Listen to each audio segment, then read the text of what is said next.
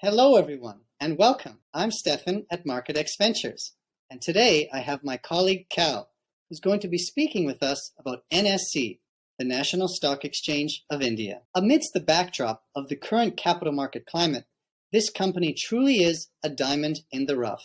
Founded in 1992 and still private, this well-established business hasn't raised capital in over 12 years.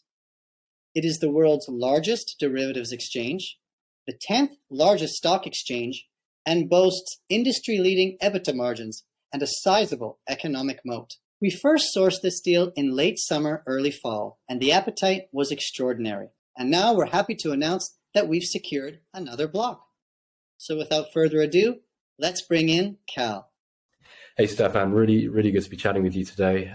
Excited to be talking about NSE, one of our most favored names, a name that we've had really good feedback on from clients, and a name that we've done a huge amount of due diligence on as well. Really happy to be diving into it in a little bit more detail. But I think what NSE really kind of symbolizes at this point in time and embodies is a moment in time that happens in every capital cycle where holders of securities, whether stocks, bonds, or any other cash flowing asset, transfers the asset to long-term holders in search of liquidity. Typically in investing, we find that there are three ways to really make alpha. The first one is when we have some kind of analytical advantage, where we look at information that's broadly available to everybody and we come to a different set of conclusions that nobody else has come to. We can also find alpha when we have some kind of informational advantage as well, knowing something that other people don't know, and that's possible in private markets. And then the third bucket is the one that NSE falls into, where shareholders are forced to sell an asset at a vast discount to its intrinsic value. And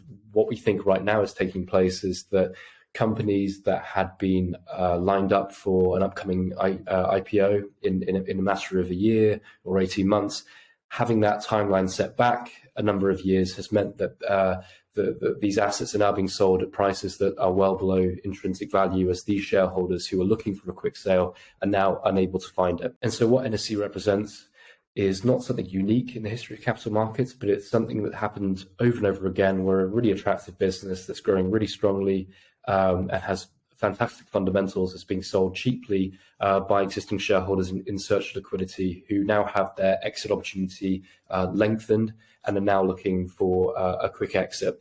That's where we come in, and we're looking to buy a fantastic asset, knowing that it could be 5 years, 10 years time. We would get an exit, but we're happy to do so because NSE is such an attractive business in the first place. Thanks so much for the insights. Before we move on to the business itself, can you give us a little bit about the history of the company? Yeah, absolutely. So NSE was founded in 1992 out of an attempt by the Indian government to lessen its reliance on the Bombay Stock Exchange. And NSE was also founded with the objective of providing electronic means to trade in a way that the Nasdaq does in the US. Part of the advantage of using electronic trading systems is that it means that trades are completed much quicker. Similar to the Nasdaq in the US, NSE uses electronic means to complete its trading processes. What that means in reality for traders, it has far lower lead times in executing of trades, which means that liquidity is improved, which builds this network effect and means that traders have much smaller bid-ask spreads as well, making the NSE far more valuable from a trading perspective than its rival Bombay Stock Exchange.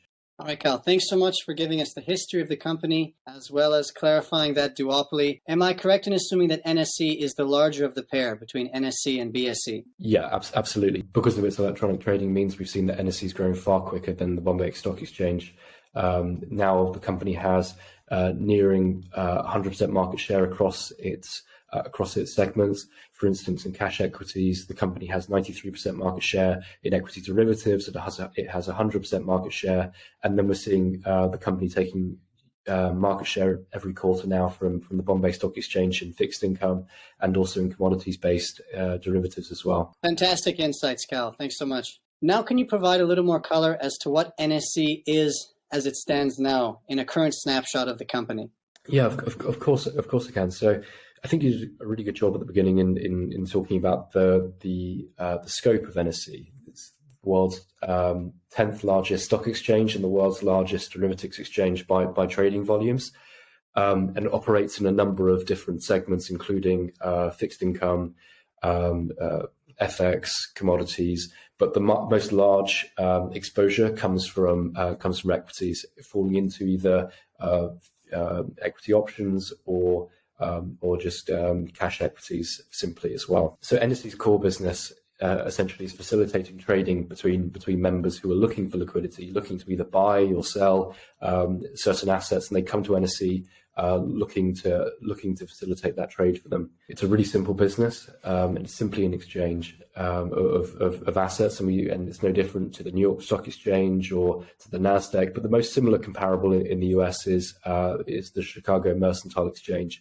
CME for short, which specializes in derivatives. And when you have a derivatives-based exchange, what tends to take place in reality is that these exchanges have much higher margins relative to their peers. So when you look at CME, they have EBITDA margins in excess of 80%, whereas an exchange like the Nasdaq has margins far below that because they specialize in equities. Part of the reason for that is because these derivatives-based exchanges have clearing services as well that make the exchange even more important in the role of facilitating trades for trading members on an exchange. And NSE's largest exposure comes from derivatives.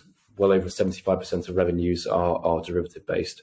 And that explains why NSE has such fantastic margins in the first place, with EBITDA margins now in its most recent halves results have now exceeded 78%, up from 76% in the full year of 2021. All right, Cal, I only have one more question for you, and it's, I think, the one everyone's been waiting for. In your opinion, what makes NSE such an attractive investment opportunity? Yeah, and I think it's such an obvious answer that this is a really good business trading at a really attractive valuation. NSE grows incredibly quickly, and that growth is due to the expansion of the Indian financial system. As of now, only 3.5% of India's population are invested in the stock market. That compares really favorably from a growth perspective with the Chinese population that has around about 12.5% exposure to publicly traded stocks and funds. And every quarter that goes by, we see further and further adoption by the Indian population of stocks and bonds and other publicly traded securities. When you look back about 10, 12 years ago, asset managers from the US and Europe who were looking to access the Indian markets, consultants would often tell them that what would stop them from doing that was distribution of financial products in rural areas in India where much of the population is based. Delhi and Mumbai and Hyderabad and these other cities were far easier to access, but these rural populations with no real access to financial products would often be cut off from the financial system. That trend is now fully reversed, and we're now seeing huge growth in these areas that were otherwise untouched. Looking ahead, we see that NSE will go from 3.5% to surpassing 10% in very short order now. The percentage of the Indian population who are invested in the stock market is growing around about 70% a year at the moment, and NSE stands to benefit from that, as the more assets that get traded by both individuals and then by asset managers who are having to take care of these investments, means that there are far more trading volumes that take place on the exchange. And every time a trade takes place on NSE collects its fee. And NSE is a real beneficiary of this massive growth runway ahead, with the Indian population now accumulating public assets for their own personal portfolios. Now, NSE clearly has a great growth profile and has grown really significantly in the past few years, growing at around about 40% on a compounded basis over the past 4 years. And in the first half of 2022, we've seen that NSE has grown at around about 60% on a top line basis. And that adoption by the Indian public of these publicly traded securities has resulted in NSE having fantastic explosive growth. Over the past 4 years, it's grown at 40% a year. And most recently, in the results it disclosed a couple of months ago, for the first half of this year, it increased that growth rate to 60% a year on a top line basis from the previous year. And so NSE has a fantastic growth profile. But the other element of that is that NSE has huge competitive advantages, which means that margins remain high and returns on capital are well in excess of other companies in the same industry. The most close comparable to NSE has EBITDA margins in the mid-30s.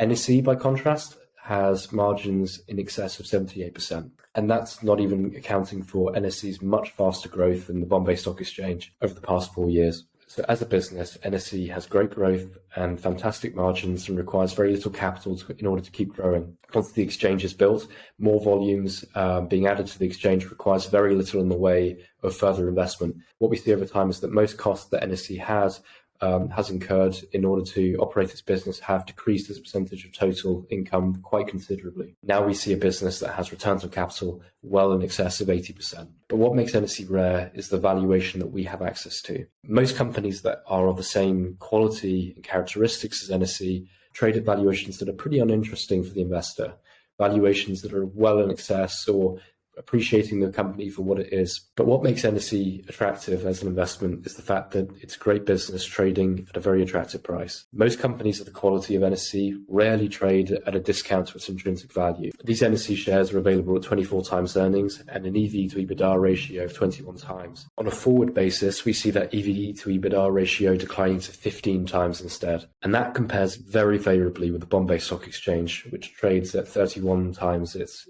EV to EBITDA. NSE has shown no signs of letting up in terms of its growth rate, but we also see an immediate appreciation of the value of the company as soon as it does publicly list. And we see NSE trading at the very least at the same valuation as the Bombay Stock Exchange, if not more, owing to its better quality and faster growth rates. Callum Osterman, Senior Investment Associate at MarketX Ventures.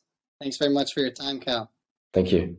Thanks everyone for tuning in. If you enjoyed the video, please subscribe to our channel and stay tuned for more videos.